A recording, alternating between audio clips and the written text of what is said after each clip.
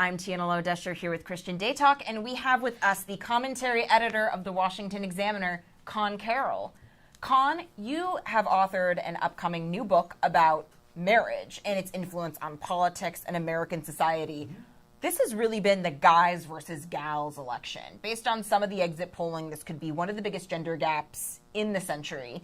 And specifically, the gender gap gets even more stark when you compare married women versus unmarried women and married men versus unmarried men. What are we seeing in the exit poll data? So I think one way to look at the election is through a gender gap lens, but another way to look at the election is through a marriage gap lens. The marriage gap is just as big as the gender gap. So if you look at the exit polls, these are preliminary, so these numbers could change. But the exit polls have men choosing Trump over Harris 54 to 44%, so 10 points. Women choosing Harris over Trump 54 to 40%. So that's a 10-point gap either way. But if you switch to marital status, just looking at marital status, not gender, married people went for Trump 54 to 44%, while unmarried people went for Harris 55% to 41%. So the gap between married and non-married is larger than the gender gap. It's interesting, and it's, something that's been tickling in the back of my mind. How much will JD Vance's, crazy cat ladies comments come back to bite Republicans in the butt? It doesn't look like it's going to bite them in the butt at all. Yeah, two comments on that. One would be that I was surprised to look at these exit polls, and I'm still a little doubtful of them, because when you look at the margins that Harris ran up with unmarried women, it was 60% to 37%, which sounds bad, but it's actually historically low. Really? Yes. In the 2022 elections, unmarried women went for the Democrats 68% to 33%, and in 2016 and 2020, it was only 63%. So this 60% mark is the lowest since, I believe, 2004 for Democrats among unmarried women. So the 2022 thing wasn't even just a post-Dobbs thing. This is backsliding for Harris then. It is, in a way. And then, she lost ground among unmarried men. So you have unmarried men that turned out. The other note I would make is this: if these exit polls are true, this is a historic election, because this is the first time ever that more unmarried women went to the polls than married women. And that just underscores the decline of marriage in this country, that for literally since women have been voting. More married women vote than unmarried women. And for the first time ever, more unmarried women voted this year than married women. I mean, this is just another data point that, to me, shows Democrats need to do some real soul searching and try and figure out a new strategy moving forward. Because, again, I can't stress how much confidence was coming out of the Harris campaign, how much confidence was coming out of the... Oh, we've got another call for you guys real fast, Conn. We're coming right back to you. But Elise Stefanik wins her re-election race in New York. This is not surprising again. High-profile Republican in leadership. House conference chair. There you go, yeah. And widely, I know, Conn, you and I both thought that she was a front-runner to be Trump VP. running mate. Yeah. Obviously, JD Vance, I think his media strategy really has paid off dividends, because think about it. The cat lady's comment was maybe, 75 interviews ago? Like the last time he had to leave. It's been buried and forgotten. I think the flooding the zone strategy, and it's not unique to Republicans, right? Pete Buttigieg did this in 2020, and it helped him get really good with hostile press by just saying yes to everything. Kamala Harris did the opposite of that. She only did friendly press. Not only Kamala Harris, but Joe Biden before her also. Probably even more. No, they hit her. I think, and they hit her and Tim Walz. And I think it's just because they did not have confidence in their ability to go out and make the case with unfriendly audiences. And especially, theoretically, the Kamala Harris campaign was supposed to be catering to me, right? I am a college-educated, white-ish woman. I'm married, but I don't have kids yet. And I really found a lot of the strategy insulting. Not just insulting towards, men and, my husband and, my dad. The idea that, I did not love, the Homer Simpson pantomiming of men. But also the idea that abortion matters more than my paycheck or global stability and the risk of World War III. And I do wonder if we've hit, peak post-Dobbs. Not that abortion will cease to be an issue, right? We've seen across the country it's still capable of galvanizing red voters. But can it be the only thing on a national ticket? Right. I think the larger point here is that the Democrats have just lost the ability to talk to men. When you look at Kamala Harris, the pitch was, weed, crypto, and then you had Reid Hoffman come in with a bunch of money from the LinkedIn founder, progressive super PAC. He pushed, we're going to save porn, and this is what the And Plan Democratic B. Party thinks of men is that they smoke weed, gamble on crypto, play video games, and watch porn. And that's not a positive message for men. That is not what men want to see their life be. They want to be able to get married, have a family, have children, and the Democratic Party just doesn't have a role for them. And I think we saw that in just the lack of messaging to men, and that's why they're losing. It's a pretty stark warning to Democrats moving forward. I do, and you might not have data on this, Conn, but doubling back on the married versus single breakdown that you were talking about, is that nationally, or are there specific states that you're looking at with there? Or do you think this might have played a impact in non-battleground states? The short answer is I don't know. The exit polls that I'm reading from right now, it says it's a nationwide exit poll survey of 10 states. So I don't know if this is national or the specific states. Yeah. I wish I had better data, but this is the data I have. I mean, it's more data than we have. So again, don't be too hard on yourself. I am, again, there's so, I guess this is true of every election. There are so many new narratives that we can go down and just talk for hours, and I'm sure we will be doing that in the coming days and weeks, at least until January, whenever a new administration is sworn into office. But it seems like this election, more so than others that I have covered, with the exception of maybe 2016, shows just how far along in this realignment that we've talked about at length America really is. I mean, the Republican Party of pre-2001, pre-9/11 is gone. The Democratic Party that lasted from Bill Clinton through Barack Obama appears to be gone. Like, where do we go next when, again, some of these social issues appear to be driving discourse more than pundits give them credit for?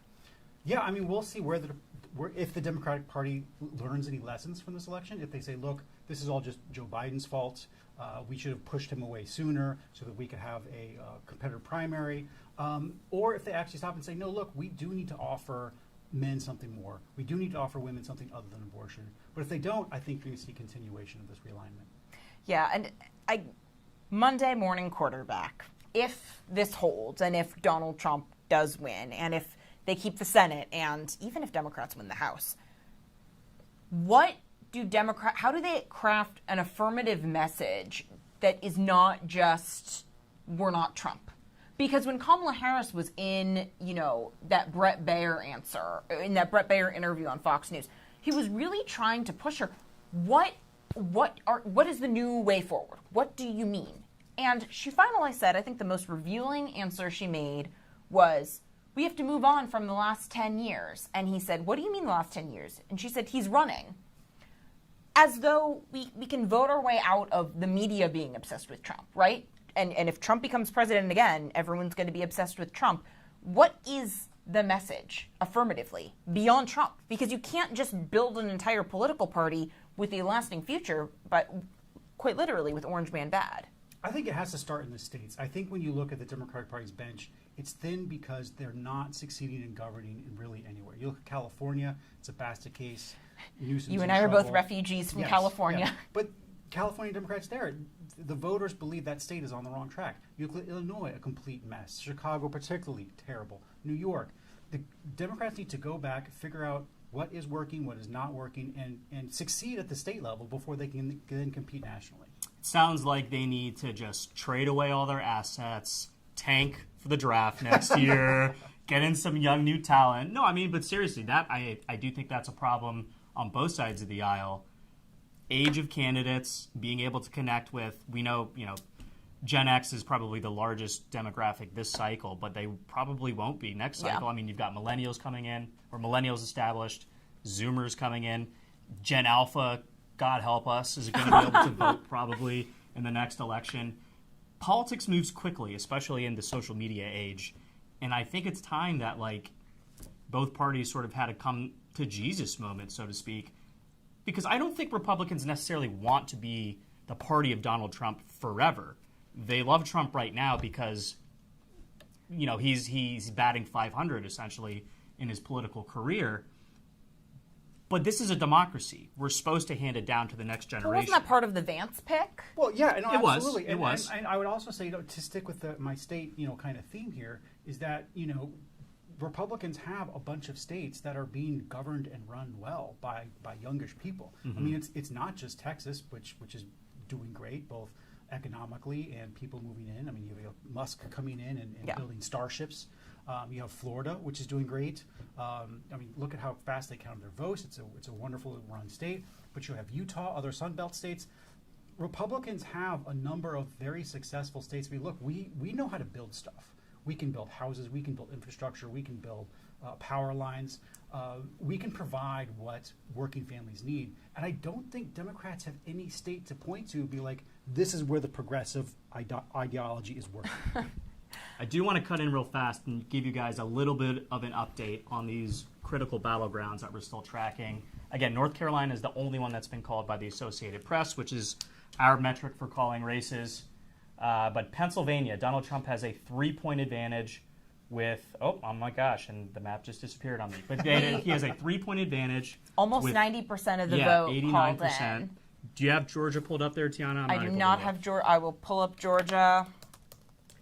The point of this is to say, even in those blue wall states that Harris has been targeting, Donald Trump is not only competitive, he is leading in many of them.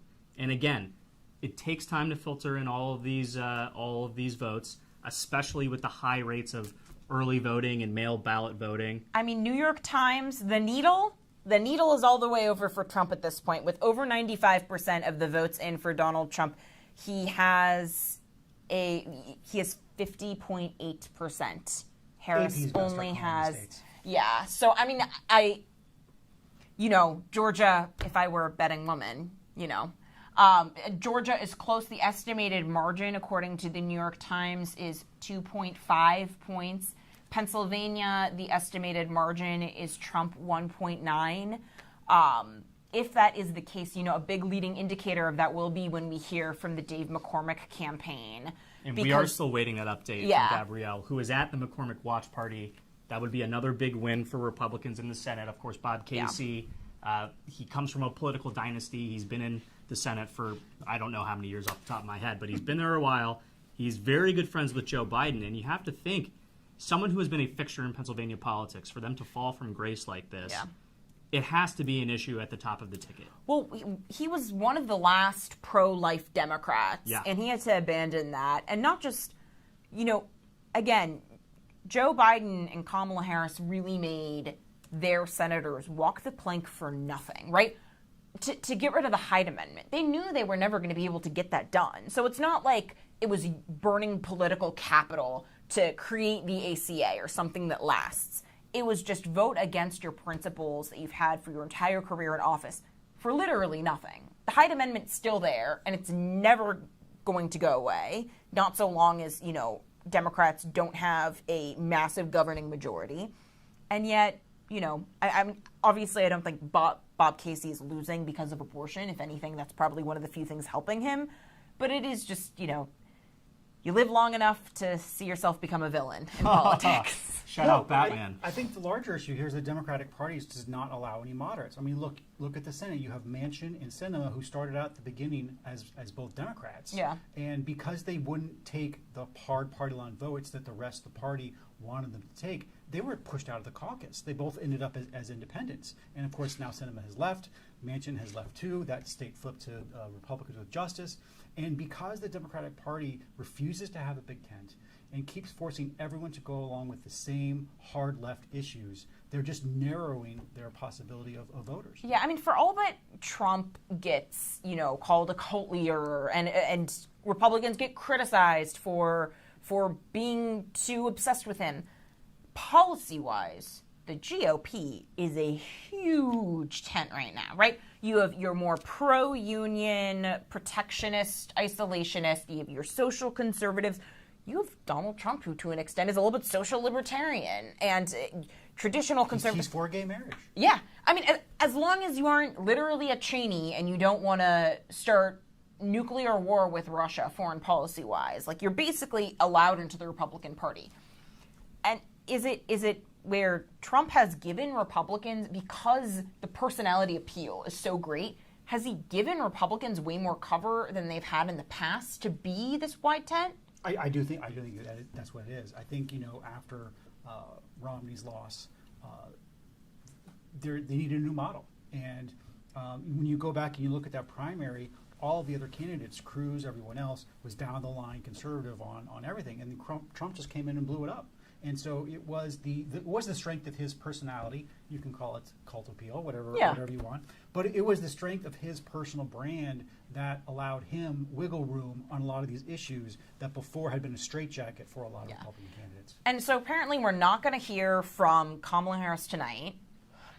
Hillary Clinton redux, potentially. But Mabinti, our reporter who is down at Mar-a-Lago, is saying that Donald Trump is slated to speak soon.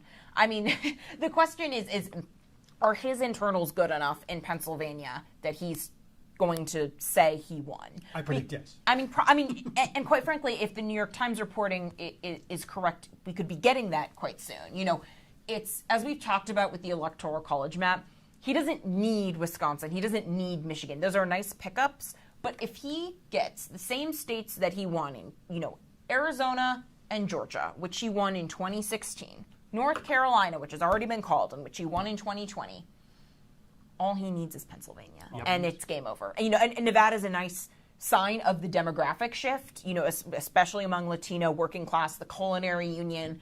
But Pennsylvania will be ball game. And that will be, not choosing Josh Shapiro, one of the most decisive faux pas I was trying to not use, the florid same language. Analogies over and over again. Yeah, well, they don't call it the Keystone State for nothing. But I do have a couple more updates. Some good news for Kamala Harris and any Democrats at home watching. It's not over yet. We have Harris up 52% to 45% in Maine. Again, not a huge electoral win, but she needs wins badly. We've also got Harris leading in Minnesota, where she was trailing earlier in the night, with 54% reporting. She's got a 7.5-point lead over Donald Trump. I guess you could thank Governor Tim Walz for giving her the historic battleground of Minnesota. The crucial purple toss-up of Minnesota. The only state that didn't go for Reagan.